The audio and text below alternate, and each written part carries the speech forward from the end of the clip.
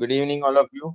This is our 39th lecture. We have committed for 50 lectures. We may go up to the 55. Now, what we are going to cover today, let me present my screen. And once I present my screen, probably I'll not be able to see what exactly you people are doing on chat box. So, if that's the story, then you have to be. You can now very few people are there, so you can switch on mic as and when required.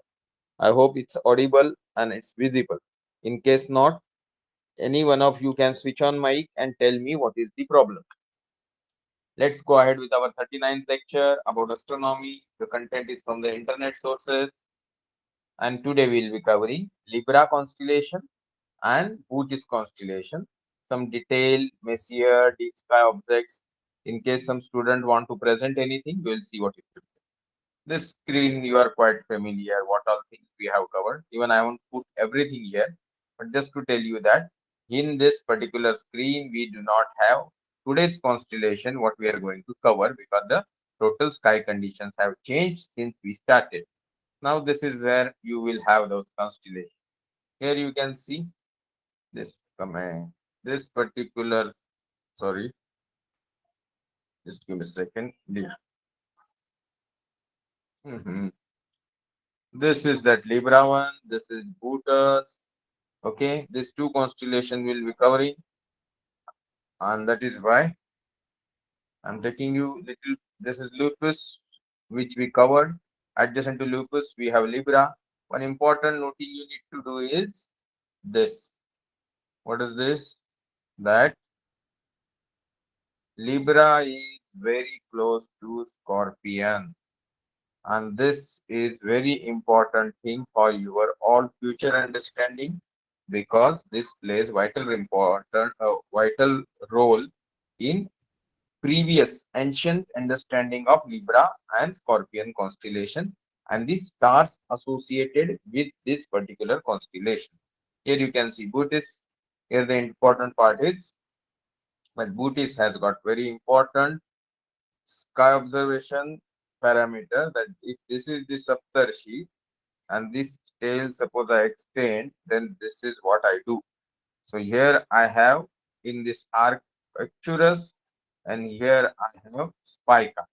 Okay Chitra और ये आपका है Mirak Dubhe Phecda Megrez Alioth Mizar like that तो ये जो scene बन रहा है ये है आपका इम्पोर्टेंट कॉन्स्टिलेशन जो आपको मालूम होना चाहिए तो इसमें अभी जाएंगे नहीं let me see who has joined सफार हमेशा हर एक अलग तरीके से आते ये एक मिनट ठीक है ठीक है will go into the presentation तो यहाँ पे हमने ये सारी चीजें देखी अभी ये इम्पोर्टेंट थी कि यहाँ पे लिब्रा यहाँ है यहाँ पे बूटिस नीचे छुप गया है बट ये हमने काफी बार देखी यहाँ पे एक इम्पोर्टेंट चीज है ये है आपका कोरोना बोरियालिस ओके ये बहुत जरूरी है क्योंकि कोरोना बोरियालिस है इसके आसपास आपका कहाँ दिख नहीं रहा है कहाँ गया इसमें मतलब केनेस विनिटी सी होना चाहिए था आसपास गया तो that is something which is connected to this particular constellation. Let's go further. So let's get into some theoretical aspects. थोड़ा आपके लिए बोरिंग होगा बट कांट हेल्प इट अभी मैंने अब तक जो आपको चित्र दिखाए उसमें मैंने आपको थोड़ा अलग तरीके से क्वाड्रेंट दिखाया था ओके क्वाड्रेंगल दिखाया था ऐसा आप बोल सकते हो और यहाँ पे मैं कुछ अलग दिखा रहा हूँ इसका कारण है लिब्रा का जो मतलब होता है लैटिन में it is basically a balance in astronomy zodiacal constellation in the southern sky lying between the Scorpius and the Virgo ये सारी चीजें जो मैं टेक्सचुअल कंटेंट इंटरनेट से एक्सट्रैक्ट करके उसको समराइज करके उसका नोट्स बना के आपको थोड़ा समरी फॉर्म में बताता हूँ वो सारा इंटरनेट पे है बट मैं जो समरी फॉर्म में बताता हूँ 1 घंटे में 2-3 कॉन्स्टिलेशन हम कवर करते हैं वो आपको डिटेल्ड फॉर्म में 2-4 साइट्स पे जाके देख लेना चाहिए तो मैं जो बोलता हूँ रिवाइज भी हो जाएगा और आपको कभी किसी के सामने ओपन स्काई में ऑब्जर्वेशन के तहत if you want to update somebody on astronomy और स्काई ऑब्जर्वेशन, तो आपके लिए थोड़ा मददगार साबित हो सकता है।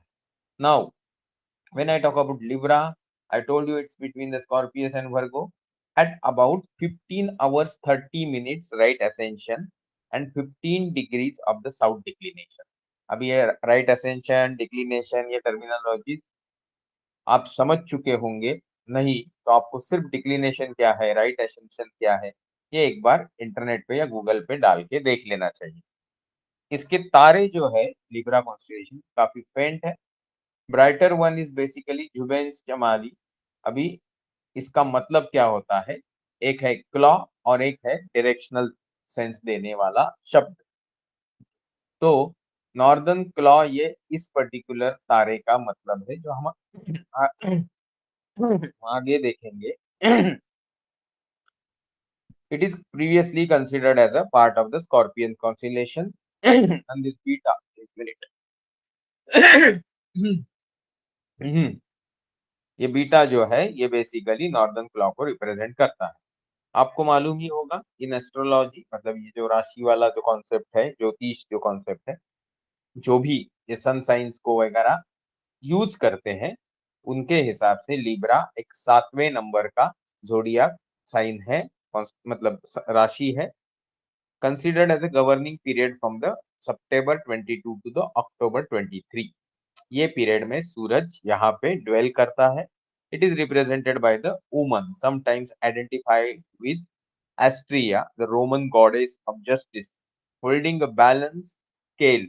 और कभी कभी इस जगह को या इस पर्टिकुलर तारकाओं के समूह को सिर्फ बैलेंस के तहत भी देखा जाता है। उसकी भी स्टोरी हम आपको आगे बता सकते हैं, but let's it can be covered just now also. आप सबको मालूम होगा कि रोमन पीरियड जो था उस पीरियड में वहां पे एक सम्राट था, सम्राट जूलियस सीजर। और वो जो उसकी जो मतलब जस्टिस करने की क्षमता थी या उसके प्रति उसकी जो लगाव था, उसके तहत इस पर्टिकुलर कॉन्स्टिलेशन में आपको एक बैलेंस दिखाया जाता है।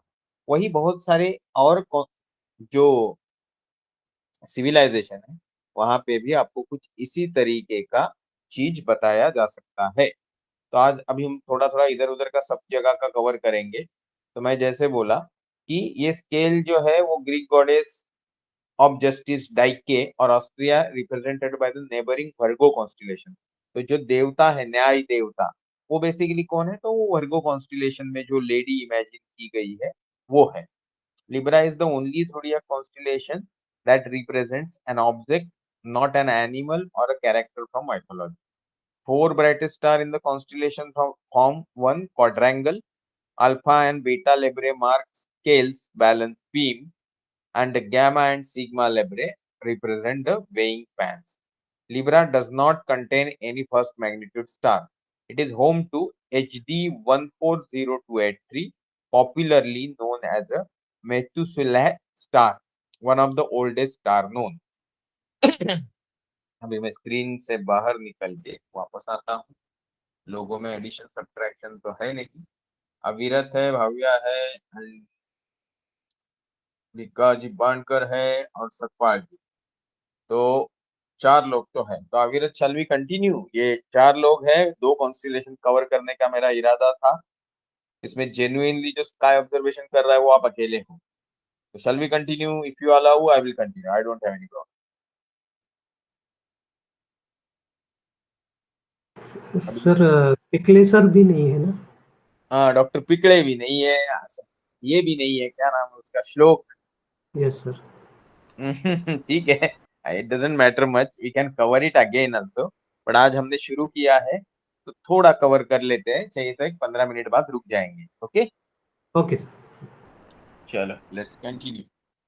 तो हम बात कर रहे थे इस चित्र की जो आसमान में इजीली दिखेगा, क्योंकि ये जो फोटोज में डाउनलोड करता हूँ, अपने पास क्रेडिट्स तो नहीं होते हैं, बट फिर भी ये सारे फोटो किसी मेहनती जेन्युइनली इंटरेस्टेड अमेच्योर एस्ट्रोनॉमर ने लिए हुए रहते हैं by his astro photography technique. अभी ये सारी चीजें करने के लिए थोड़ी मेहनत पड़ती है। पुराने जमाने में जो लोग इमेजिन करके करते थे वो यहाँ पे है। वह इस तरीके से तारे हैं, इस तरीके से बैलेंस है, और फिर लोगों ने उसका अपना वाइल्ड इमेजिनेशन जोड़ते हुए उनके पीरियड में जो भी अच्छी घटना हुई उससे उसको कनेक्ट किया। यहाँ भी वैसे ही कुछ तराजू दिखा रहे हैं और उसको एक पर्टिकुलर बाउंडेड एरिया में डाला है जो इस कॉन्स्टिलेशन का, लिब्रा कॉन्स्टिलेशन का एरिया। इसी तरीके से यहाँ पे वो न्याय देवता, जस्टिस की गॉडेस डाइके, इसके हिसाब से it's a Greek goddess of justice. और ऑस्ट्रिया ये किसके है, this is basically Roman goddess of justice. ये सबको रिप्रेजेंट करने वाला चित्र यहाँ पे है। यहाँ पे ये मैंने स्टेलेरियम का फोटो लिया है जो आप जानते ही होंगे। यहाँ पे जो इम्पोर्टेंट चीज है वो ये जो हम बता चुके हैं ऑलरेडी डिटेलिंग में कि ये एक तारा है, ये एक तारा है, ये एक तारा है, ये एक तारा है। तो इस तरीके से उसको इमेजिन किया गया है। Not necessarily that everybody need to imagine like this. What is important here कि they are trying to show some balance, और इस बैलेंस को पकड़ के खड़ी जो है वो वर्गो कॉन्स्टिलेशन की जो लेडी है, जो न्याय देवता है, ऐसा वो सोच। Here the things can be little better because यहाँ पे आपको दिखेगा कि ये जुमेन्स चमारी है, ये जुबेन अल्जुनूबी है, और यहाँ पे ब्रैचियम है। यहाँ पे आगे जाओगे तो थीटा गामा इनके भी नाम है। और आप इमीडिएट विसिनिटी में देखोगे कि यहाँ पे आपको ये स्कॉर्पियन कॉन्स्टिलेशन के तारे, इस कॉन्स्टिलेशन में यहाँ आपको उस राशि का योग तारा दिख रहा है, ये है एंटेरस। मतलब आपका बेसिकली जो वृश्चिक में 3 नक्षत्र आते हैं, कौन से नक्षत्र आते हैं, अनुराधा, मूल और बीच वाला। ये एंटेरस को क्यों भूल गया मैं, एंटेरस का नाम क्या है मुझे याद क्यों नहीं आ रहा। एंटेरस को क्या बोलते हैं अविरत,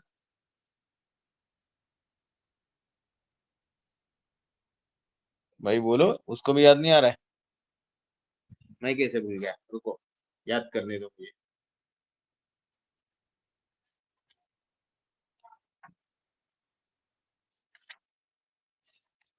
कभी कभी ये हालत हो जाती है, बार बार पढ़ने के बाद भी इस तरीके से आदमी भूल जाएगा तो कैसे चलेगा।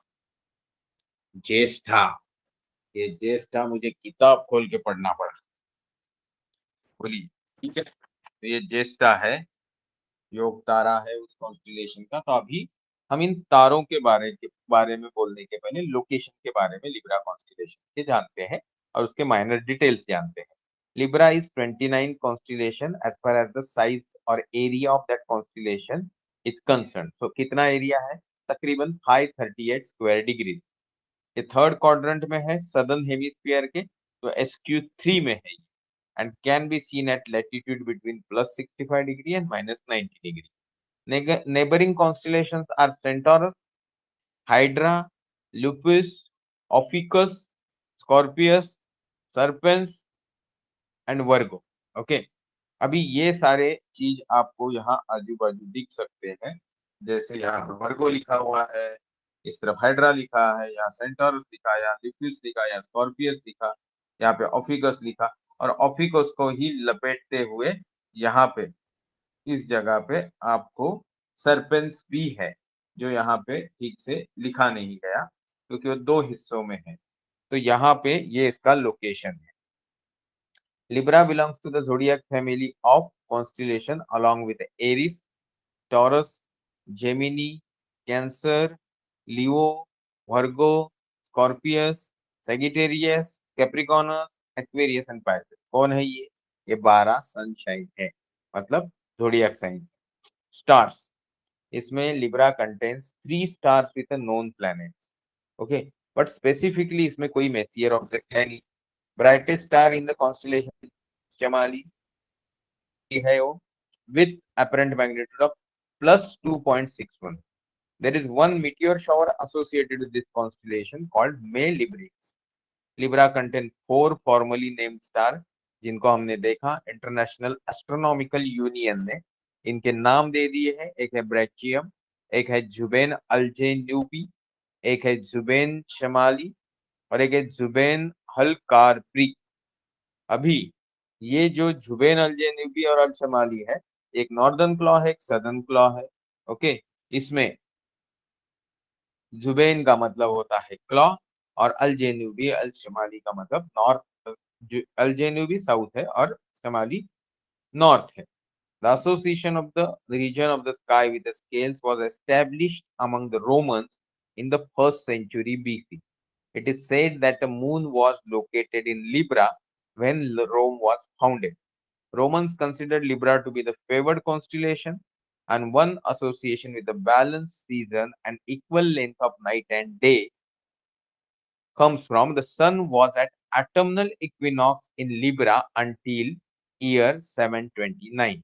ये जो शरद संपात बिंदु, अभी ये समझ रहे हैं कि आप स्प्रिंग इक्विनॉक्स एक होता है और एक शरद संपात मतलब ऑटमनल इक्विनॉक्स होता है जिस दिन इक्वल डे एंड नाइट रहते हैं।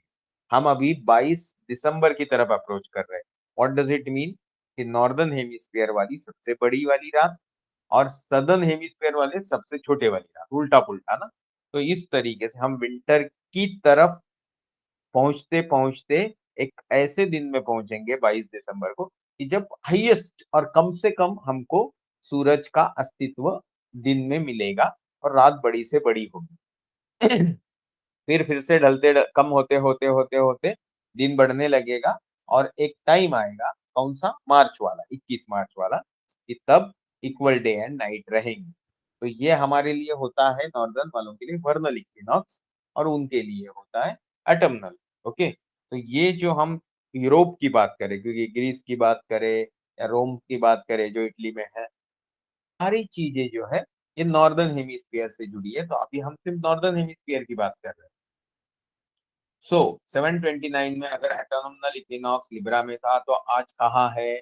आज when the precision of the equinox is shifted equinox to the Virgo, the autumnal equinox moved to, मतलब लिब्रा से होते हुए वर्गो से होते हुए धीरे धीरे ये लियो की तरफ बढ़ते हुए 2439 मतलब 2439 में वो लियो में होगा। The Romans were not the first to associate Libra with the idea of balance. बेबिलियंस जो उनके पहले 1000 साल थे, उन्होंने भी जिब्बा अन्ना मतलब which means the balance of haven, ये अपनी तरीके से इस कॉन्स्टिलेशन को बोला था। Once Libra become associated with balance, its association with the Scorpio's claw faded. Or one of the goddess of justice was made associated with this, Dike or Austria, represented by the constellation Virgo. ये आगे जाते ज्यादा stronger belief होने लगा और लोगों ने उसे ही फॉलो करना शुरू कर दिया। As a reminder that Libra was once considered part of Scorpion constellation. Brightest star in Libra, Beta Libra, has the name Jubain Shemali, which means northern claw, while Alpha Libra, Jubain Algenubi, is a southern claw. हम तारों में जाते हैं तो ये जो beta Libra है, Jubin शमाली, is the brightest star in constellation, apparent magnitude of 2.61 or approximately 185 light years distance from the solar system. इतने दूरी पे ये पर्टिकुलर तारा है। अभी इसके फाइनल डिटेल्स में हम जा सकते हैं। इसकी रोटेशनल वेलोसिटी वगैरह बहुत ज्यादा है, 250 किलोमीटर पर सेकेंड है, 4.9 टाइम्स द सोलर रेडियस है। ओके, अप्रोक्सीमेटली 130 टाइम्स मोर इसका ल्यूमिनियसिटी है कंपेयर टू सन। बट ये सारी जानकारी मैं बोल भी दूं तो ना आपको याद रहने वाली है, ना आप वीडियो फिर से देखने वाले हैं। तो हम चलते हैं जुबेन अल्जेनुबी में जो अल्फा लिब्री है, और ये जो है second brightest star in Libra है, मल्टीपल स्टार सिस्टम है। It has formed binary stars, share a common proper mission with space, and they're suspected to be members of the Castor moving group of stars. अभी एक ब्रेचियम जो मैं बोल रहा था, it's a sigma Libri and is a red giant star with a stellar classification of M3 or M43. It has apparent magnitude of 3.29 and is approximately 288 light years distance from the sun. इसका traditional name Brachium means arm in Latin, arm बाहु जो हाथ. It is also sometimes known as a cornu. Okay, in Latin it means horn. Okay, तो ये किसकी बात हो रही है? सब स्कॉर्पियन के एसोसिएशन के साथ इन तारों की बात हो रही है. हमने और एक तारा भी देखा था जिसका नाम था ग्यामा लिब्री, जिसको हम बोल रहे थे जुबेने लैक्राब. तो ये जो है orange giant belonging to the stellar class of K03 है. It has apparent magnitude of 3.91 है and it's about 71 times more luminous than sun. Okay, इसका जो फ्रेज है Arabic phrase which means the shear of the scorpion. तो जो पुराने जमाने में लिब्रा को स्कॉर्पियन का हिस्सा माना जाता था, उसी रेफरेंस में ये सारी आपको जानकारी मैं दे रहा हूँ. आज की डेट पे ये सेपरेट कॉन्स्टिलेशन है. आगे बहुत सारी चीजें, जैसे मैंने बोला था मेथुसेलाह HD 140283 is one of the oldest star.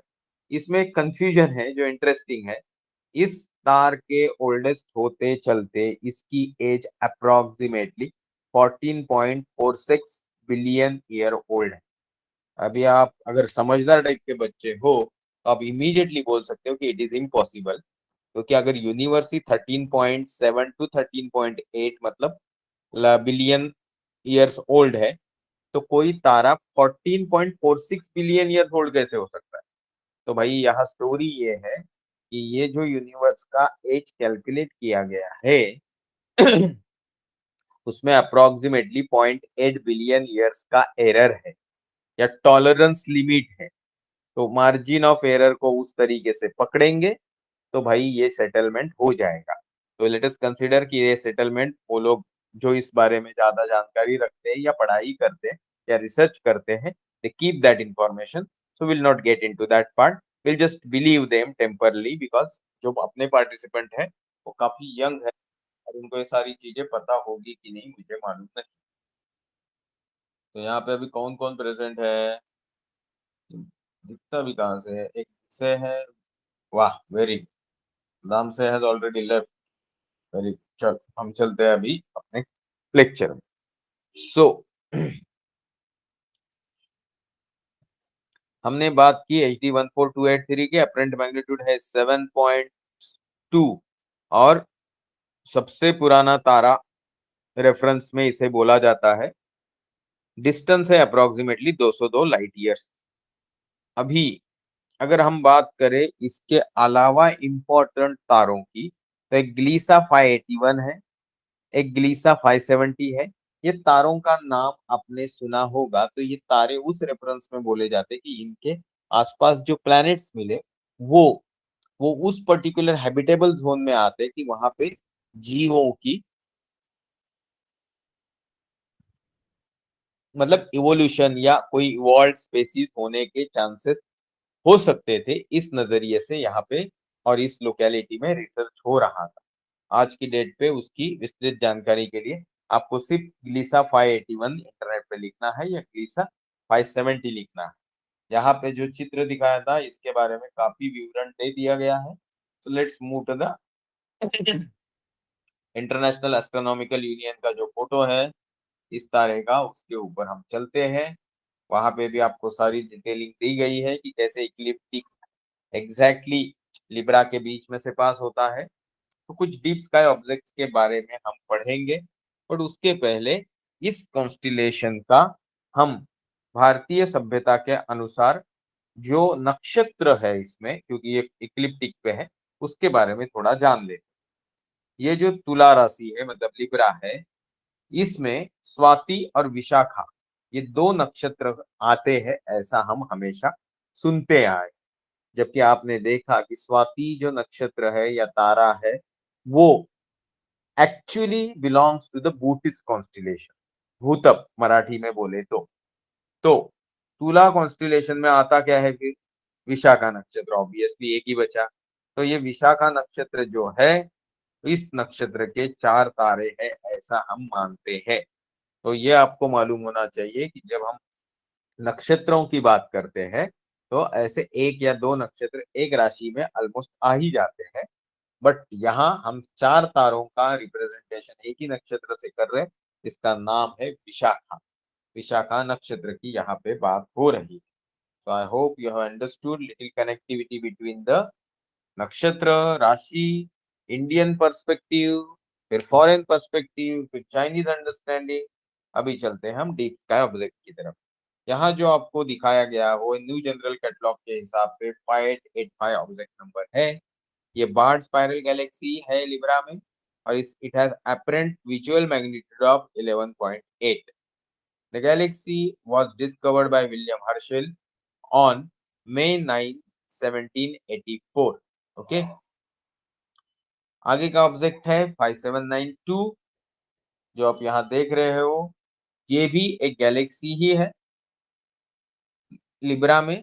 Apparent magnitude 12.1 है and is approximately 83 million light year distance from our solar system. आगे जो है वो है 5887, रिलेटिवली लार्ज लार्ज टाइप का ग्लोबुलर क्लस्टर है लिब्रा में। It has got integrated magnitude of 9 and is approximately 40,000 light years from the solar system. आगे है ग्लोबुलर क्लस्टर, आप देख सकते हो काफी करीब है एक दूसरे से।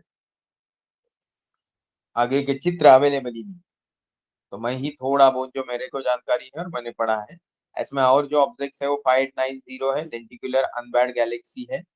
इसको अमेरिकन एस्ट्रोनॉमर ऑर्मोंड स्टोन ने 1785 में ढूंढा था। मैग्नीट्यूड बहुत ज्यादा है, दैट इज 14, मतलब बियॉन्ड आवर ऑब्जर्वेशन है। अभी आते हैं इस ही कॉन्स्टिलेशन के कुछ अदर डिटेल्स जो बाकी सिविलाइजेशन से जुड़े हैं। Ancient Egypt, the three brightest stars of the Libra, Alpha, Beta, Sigma, formed a constellation that was viewed as the boat. Libra is a constellation not mentioned by the Eudoxus or Aratus. Libra is mentioned by the Manetho, 3rd century BC, and Geminus of the 1st century BC, and included by Ptolemy in his 40th asterism. Ptolemy's catalog 17 stars. Tycho Brahe has find out here 10 stars. Johann Hevelius has 20 numbers. It only became a constellation in ancient Rome when it began to represent scale held by that goddess of justice associated with the Virgo in Greek mythology. Overall, there are present date 83 stars within constellation border, brighter than or equal to apparent magnitude of 6.5. The brightest stars, Libra, form a quadrangle that distinguishes it from the unaided observation. Traditionally, Alpha and Beta Libra are considered to represent scale balance beam, while Gamma and Sigma are the weighing fans. तो ये है आज के Libra constellation की story. बहुत सारे लोगों की तो सनसाइन भी होगी वो, तो आपको इंटरेस्ट भी होगा वो चीज में। बट अभी के लिए आपको ये पूछना चाह रहा हूं मैं कि यहाँ पे सफा जी है, वाडकर जी है, विसे है एंड अविरत। तो हमने ऑलमोस्ट आधा घंटा तो लिया और एक इंपॉर्टेंट कॉन्स्टिलेशन कवर किया। I am ready with the second constellation, but ये जो मिसिंग मेंबर्स है उनके लिए हमको ब्रेक लेना चाहिए, ऐसा मुझे भी लगता है। अविरत भी यही ओपिनियन रख रहे थे। So we will not stop just like that. हम क्या करेंगे, एक ऐसी एक्टिविटी करेंगे कि जिस एक्टिविटी से आपको भी थोड़ी रिवीजन होती रहे।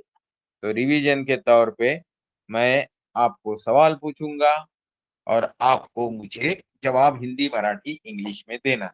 ये कोई एग्जाम नहीं है, जैसे ट्राई कर रहे हैं हम लोग कि एग्जैक्टली आप लोग सचमुच घर पे थोड़ा बहुत तो पढ़ते हो कि नहीं। तो let's start the extempore. Avirat ji mic on कीजिए। Yes sir. वेरी, चलो एक थोड़ा सा फास्ट ट्रैक टाइप का सवाल जवाब लेते हैं ऑब्जेक्टिव और सब्जेक्टिव का। आपको बताना है there are how many total constellation.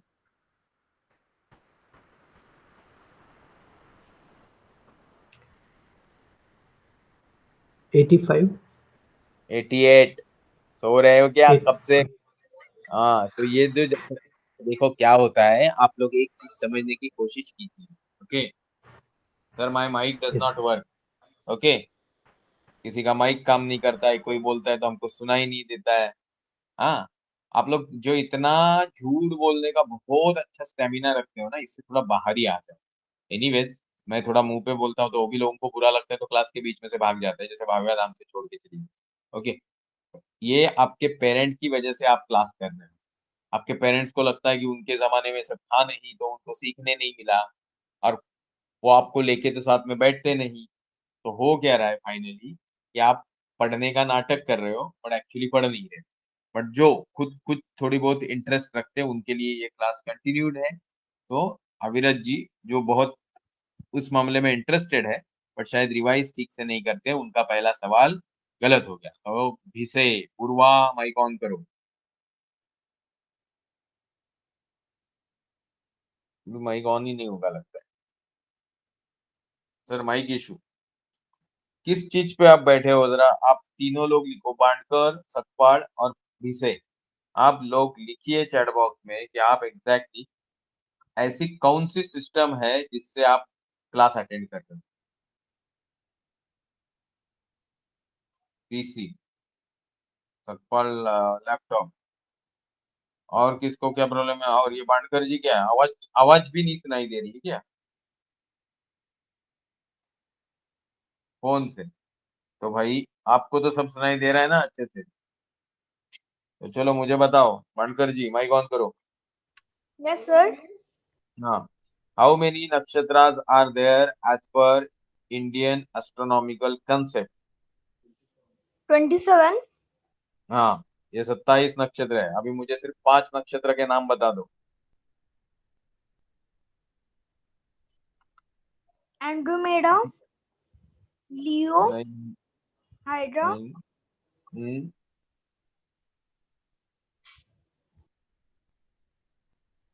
मानकर गलत हो गया, बट आप वैसे ही young, काफी छोटे हो शायद, तो इट्स ओके। नक्षत्र की बात हो रही थी। नक्षत्र मतलब कॉन्स्टिलेशन नहीं।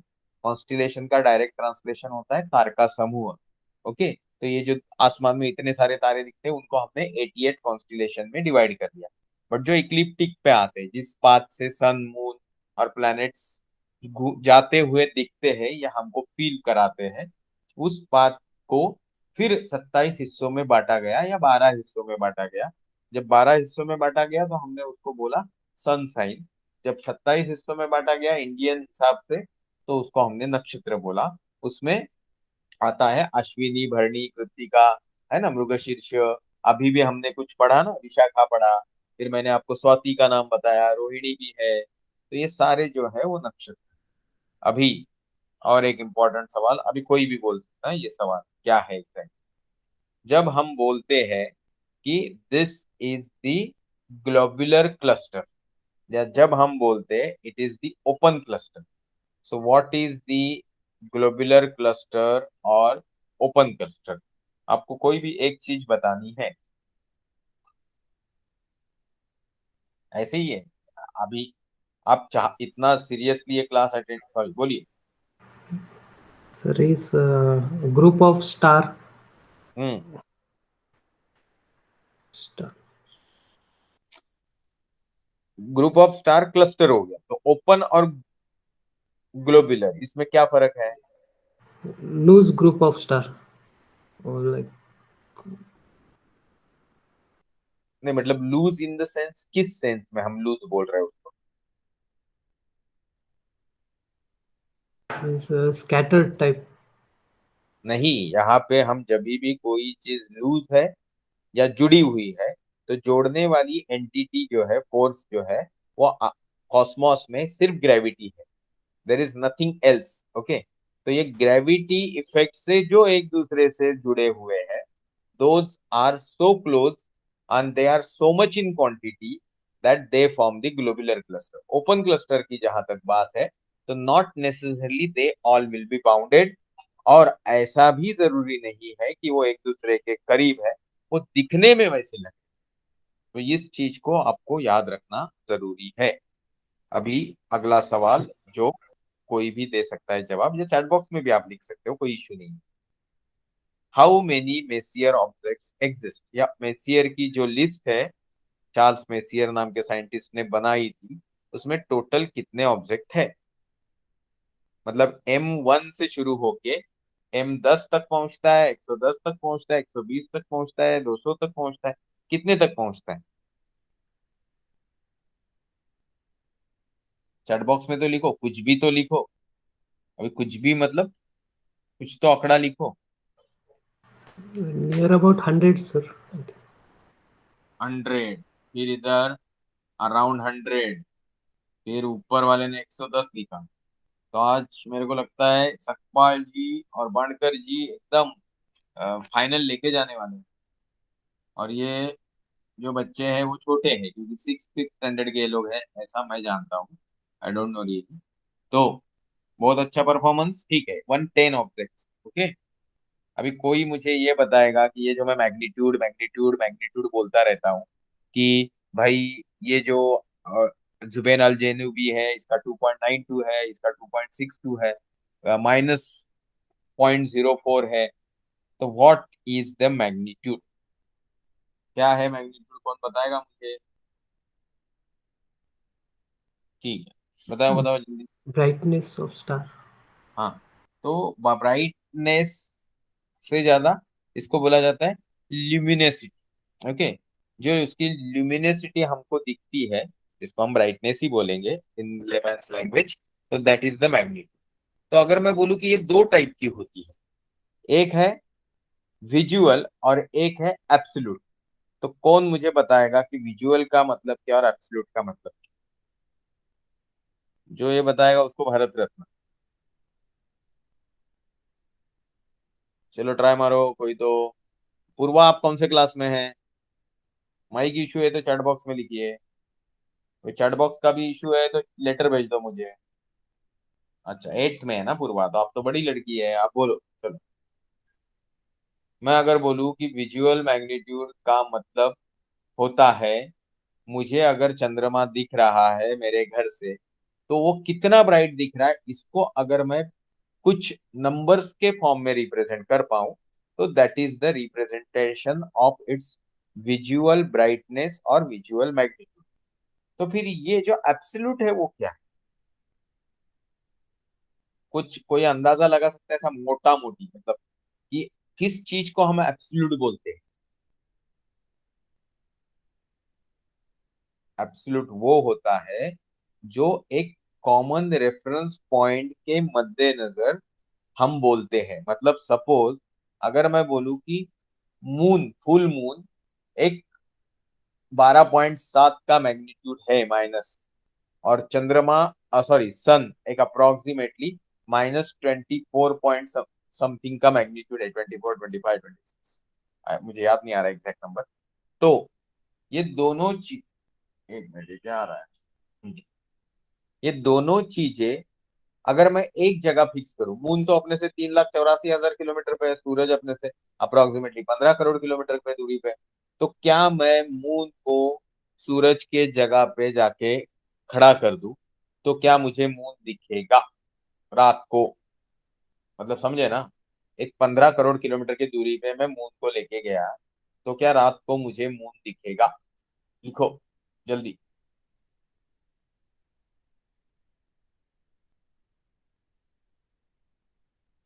चैट बॉक्स में लिखो। No, sir. I think no. अच्छा, I think no, Purva, small size we can see, small size, very good. हाँ तो ठीक है, आप एक समझने की कोशिश करो कि यहाँ पे एक इंपॉर्टेंट चीज है कि डायमीटर है 3, सॉरी कितना है मून का, 3 साढ़े 3 हजार ही है ना ख्याल से? हाँ, 3 साढ़े 3 हजार के आसपास ही कुछ है ना, अभी मुझे भी ठीक से याद नहीं है। मर्क्यूरी है 4,880 किलोमीटर। मर्क्यूरी अपने से अप्रोक्सीमेटली सूरज से कितना है, 0.4 बोलते, 6, 6 फिर 10, वीनस और फिर हम 15 बराबर। तो हमसे तकरीबन ये हो गया, मर्क्यूरी हो गया इस तकरीबन 10 के आसपास। हाँ, और हम बात कर रहे हैं 15 करोड़ किलोमीटर पे, उससे छोटा ऑब्जेक्ट। तो आप अब समझ सकते हो कि it's really very difficult to see. अभी डिफिकल्ट टू सी है, बट पॉसिबिलिटी है, क्योंकि ये डिस्टेंसिंग इतना ज्यादा नहीं।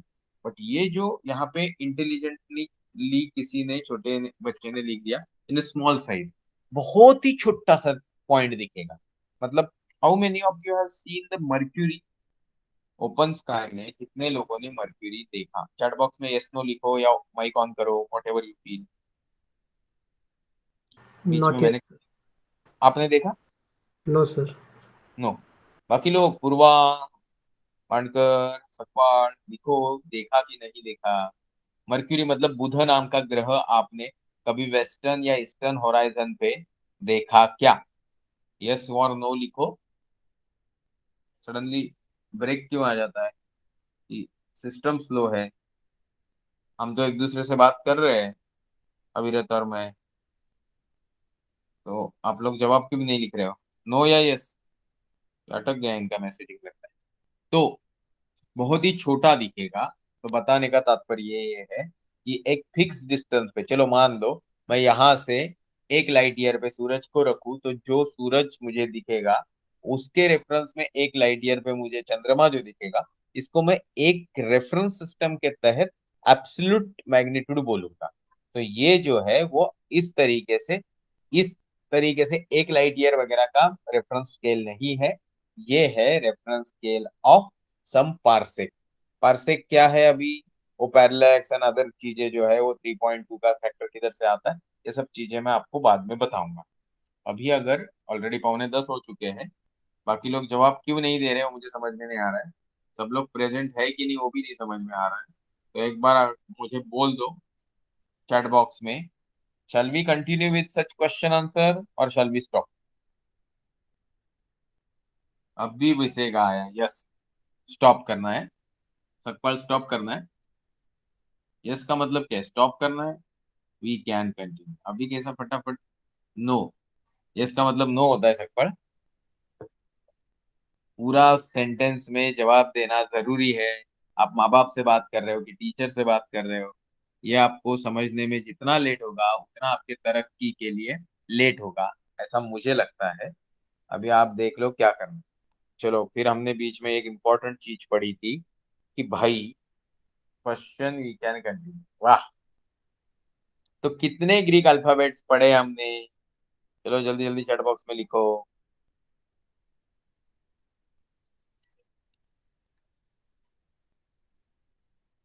ये कुछ अटक जाता है लगता है मुझे, आपके जवाब दिखते नहीं है। जो वो हमसे बोली थी वो शायद सही। अविरत माइक ऑन करो। Yes, sir. तुमने लिखा चैट बॉक्स में? No, sir. अच्छा, नहीं तो बोला तुमने लिखा, तो बाकी सबने भी लिखा नहीं। एनीवेज, कितने कितने अल्फाबेट्स है अविरत? बोलो। Alpha, beta, gamma, delta, eta. कितने कितने कितने? 20, 20, 24. Very good. ठीक है, तो इन्होंने 4-5 बता दिए। अभी कोई और इंटरेस्टेड है जो चैट बॉक्स में लिख के बताएगा? ये जो alpha beta gamma delta epsilon, फिर इनके आगे तो मैंने 5 बोले, तो 5 के आगे जो 19 बचे वो कौन से हैं? कोई कुछ बोलने की कोशिश करेगा?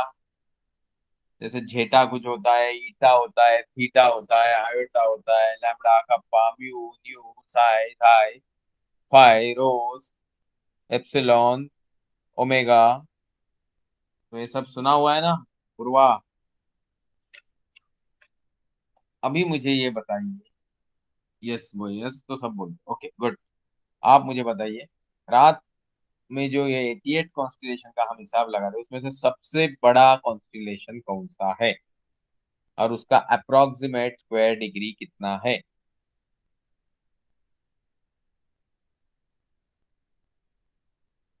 चलो बड़ा नहीं आ रहा है तो छोटा ही बता दो।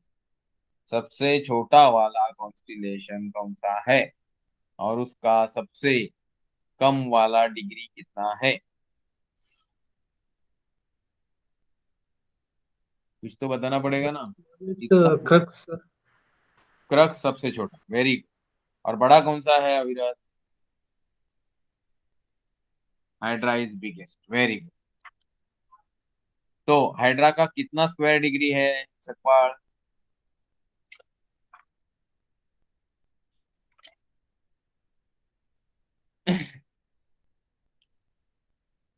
102 नहीं होता है, वो 1302 होता है।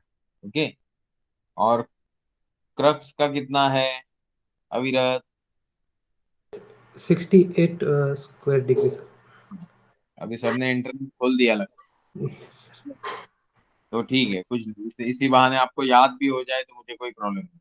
अभी एक इम्पोर्टेंट सवाल, अभी हम 23 तारीख पे खड़े हैं, पिछले वीक में एक इम्पोर्टेंट मिट्योर शावर था, बट अब हमारे इधर तो कोंकण में बारिश हो रही थी, और आप अविरत से मैंने अभी बात किया तो उन्होंने बोला उनके अभी क्लाउडी है।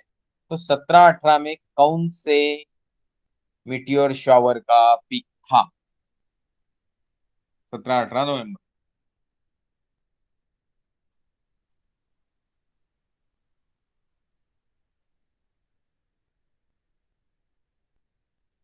तो मैंने पढ़ा कि क्या फायदा किया, मैंने पढ़ाया था आपको ये, जो मेरा लेक्चर कभी तो हुआ नवंबर के शुरुआत में, 3 या 4 तारीख को मेरा लेक्चर हुआ, दिवाली के दरमियान। फिर 10 को भी नहीं हुआ, 17 को भी नहीं हुआ, ऐसा ही कुछ हुआ ना। तो मैंने बताया था कि एक लिवोनीड्स होता है, उसमें Uh, आपको, Taurus, हाँ, sir. Here also I think there was cloud, I think देखने की कोशिश नहीं की पूर्वा, और you think it was cloudy, I think. तो सब जगह क्लाउडी ही था, बट आपको ये याद तो रखना पड़ेगा ना। अभी जैसे मैं पूछूंगा कि बताइए आगे आने वाला कौन सा मीटियोर शावर हम सब देखने की कोशिश कर सकते हैं, बताओ जल्दी। ये याद नहीं होगा तो आप प्लानिंग कैसे करोगे? अभी क्लाउडी है, बारिश थोड़ी हो रही है, बट अभी हम 23 तारीख पे हैं, शायद 4 दिन में, शायद 8 दिन में, शायद 10 दिन में, मतलब 3 तारीख, 30 तारीख तक, या 3 तारीख तक, फिर और 10 दिन में तो 13 तारीख तक, तो 20 दिन में तो शायद बादल हट जाएंगे। और 13 तारीख को पिक है एक इम्पोर्टेंट मीटियोर शावर का, जिसको बोलते हैं Geminids. Geminids has got quite big number, 80 वगैरह 80 numbers of meteor you can see in a hour। तो इसे देखना भूलिए मत। दो ऑप्शन है आपके पास, आपकी कोई जान पहचान की जगह पे जहां आप हो, नेटिव प्लेस पे चले जाइए, या फिर ट्राई देना है तो वी कैन प्लान इट हमारे घर पे, हम शिरडोन में ट्राई कर सकते हैं। सिर्फ देखना जरूरी है। मेरे सामने कैलेंडर है, मैं देख लेता हूँ, एक मतलब दूर है, 1, 2, 3, 4, 4 तारीख को मेरे ख्याल से सैटरडे है, तो 4 + 7 = 11। 11 तारीख को भी सैटरडे होगा, तो संडे 12 को होगा, तो मंडे को है। अभी मंडे को थोड़ा मुश्किल है आप लोगों के लिए, स्कूल भी वगैरह हो सकता है, तो it will be difficult, but then will see what is to be done. तो ये सारी चीजें आपको याद रखनी जरूरी है, क्योंकि ये सारी चीजें आपका actual knowledge domain about astronomy दिखाएंगी। ओके, अभी आप मुझे बताएंगे कि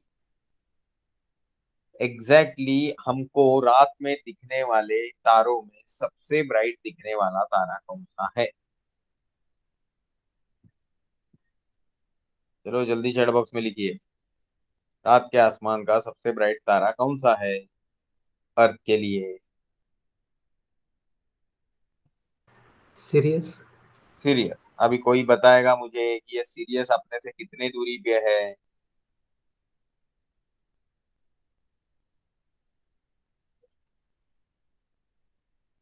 सीरियस कितने दूरी पे है? आपको मैं सीरियसली पूछ रहा हूँ। 8.6 light years. हाँ, सिर्फ आप लोग क्या करते हो ना, इंटरनेट पे ढूंढ के अगर गलती से डाल रहे हो और याद ना रख रहे हो तो बहुत मुश्किल है। जैसे मैं बताता हूँ ये क्या स्टोरी, मैं आप लोगों को पढ़ाने के लिए कहीं ना कहीं हफ्ते में 1 आध 1.5 घंटा निकाल के वो नोट्स बनाता हूँ, पीपीटी बनाता हूँ, यहाँ वहां से कॉपी करके। ओके, फिर कोशिश करता हूँ कि वो जो नोट्स मैं कभी छाप के भी लाया हूँ प्रिंट करके, उसके सहारे मैं आपको पढ़ा दूँ, बट याद कुछ नहीं रहता। क्यों? क्योंकि ऑफिस का लोड है, बाकी अदर एक्टिविटी है। बट मुझे ये सारी चीजें कहीं जाके बोलनी नहीं है, कि ना ही मुझे एस्ट्रोनॉमी ओलंपियाड देना है, ना ही मुझे जॉब करना है इस फील्ड में, ये मेरा हॉबी है।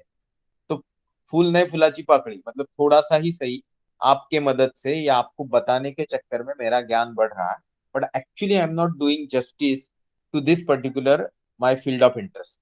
ये मैं खुद भी समझ रहा हूँ, बट कुछ नहीं करना, बट आपको करना होगा, क्योंकि आपके लिए ये फ्यूचर डिफाइन कर सकता है। तो ऐसे में अगर आपको वो फिगर्स याद नहीं रहेंगी तो ये अच्छी बात नहीं है। अगर मैं गलती से बोल दूं अभी कि what is the visual magnitude of serious, तो आपको पता है क्या किसी को? No, sir. तो ये अप्रोक्सीमेटली -1.42, मुझे याद है पुराना, अभी मालूम नहीं एग्जैक्टली क्या है। तो ये -1.42 है। जब हम स्केल लेते हैं तो इस स्केल पे हम जीरो विजुअल मैग्नीट्यूड के आसपास कौन से तारे को पकड़ते हैं?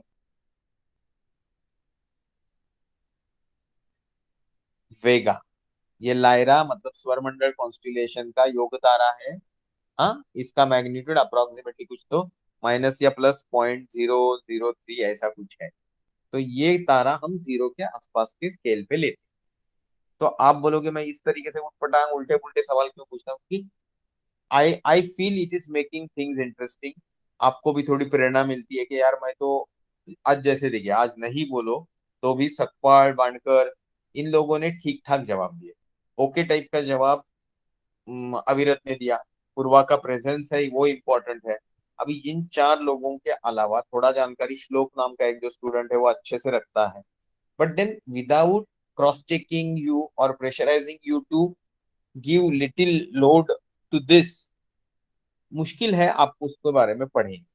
अभी आप मुझे एक बताइए कि ये जो हम ऑनलाइन तरीके से एस्ट्रोनॉमी ले रहे हैं, और सोचिए, इमेजिन कीजिए, जस्ट इमेजिन कि हम इसी क्लास को ऑफलाइन तरीके से हफ्ते में एक दिन मेरे घर पे ले रहे हैं या पनवेल में ले रहे हैं।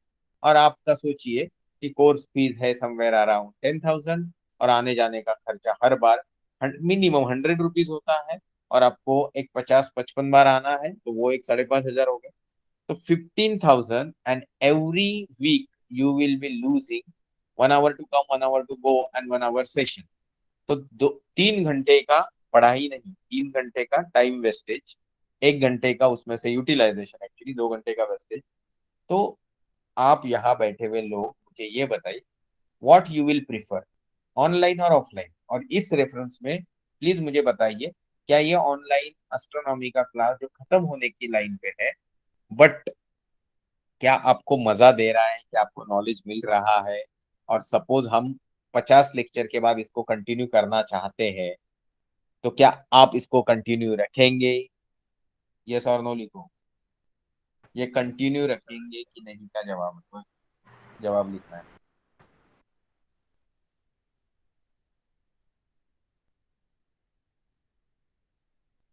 हाँ, तो आपको ये समझ में आना चाहिए कि आप तो इधर मुंबई वाले हैं, आसपास वाले 2-3 लोग जो है वो दूर के हैं, कोई औरंगाबाद का है, कोई उड़ीसा का है। तो आपको मैं यही बताना चाह रहा था कि ऑनलाइन मोड को आप थोड़ा प्रिफर करना चालू कर दो। It's very important that you should follow the online practice.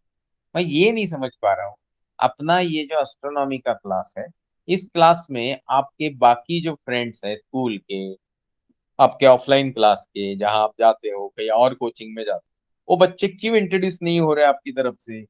आप बोलोगे सर ये मेरा दोस्त है, बहुत ही गरीब है, सिर्फ उसके घर पे एक ही मर्सिडीज है, पर आप उसको फ्री में एडमिशन दो तो मुझे कोई प्रॉब्लम नहीं। मुझे सिंसियर, यहाँ 4 लोग बैठे, 4 की जगह 40 होते, 400 भी होते, तो मुझे बोलना तो वही है। वाई पूर्वा और बांडकर और Sakpal is not introducing their classmates to this astronomy class? क्योंकि 50 क्लास के बाद या 55 क्लास के बाद we will start taking classes which will be एक पुराना क्लास और एक नया क्लास। और इसलिए शायद आप लोगों से जो पहले हमने हल्की फुल्की कुछ फीस ली, उससे 50% ही फीस ली जाएगी for the next 50 classes.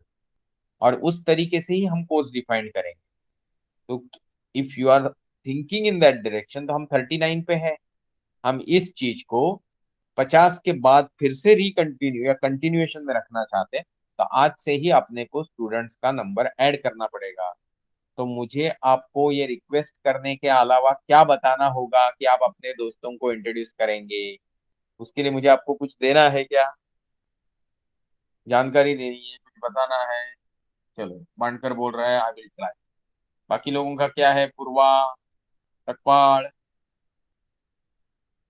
Sir me to try, हाँ, आई विल आल्सो ट्राई। चलो, तो ये बहुत अच्छा आपने प्रॉमिस किया। ये प्रॉमिस पॉलिटिशियन वाला नहीं होना चाहिए। ये आप देखिए, and then please tell other friends to join. Money is not important, let them attend this class for a 3-4 class उनको अटेंड करने दो, फिर उनसे हम पैसे की बात करेंगे। सिर्फ एक इम्पॉर्टेंट चीज है कि उन लोगों को किसी भी हालत में इनडिसिप्लिन क्लास में नहीं करनी है, जो आप लोग नहीं करते। सिर्फ एक क्लास में सामने इनडिसिप्लिन नहीं है, बट बहुत सारे लोग जो क्लास में प्रेजेंट होने के बावजूद भी कुछ गेम वेम खेलते हैं, ऐसा मुझे डाउट है। दैट इज नहीं बोले तो भी इनडिसिप्लिन ओनली। तो ये सब चीज आपको बताना था। Thank you very much. आज के लिए हम यही रुकते हैं। Tata bye bye good night.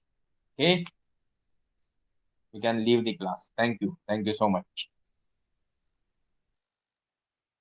चलो bye bye, please leave the class. Thank you.